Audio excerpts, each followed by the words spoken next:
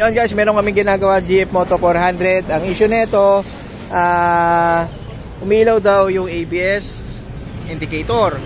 So, una muna namin chinek, syempre, yung sensor.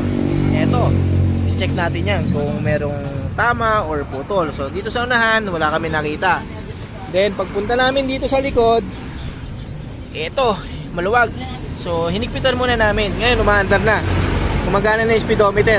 Eto pala, guys.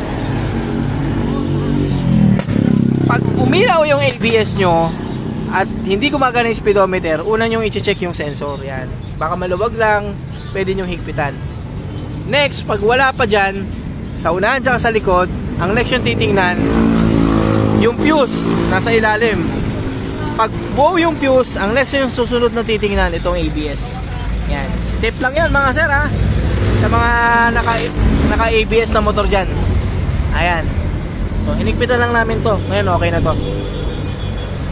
Okay na yan. Maraming salamat ha. Isang tip na naman to mula sa GP Motors.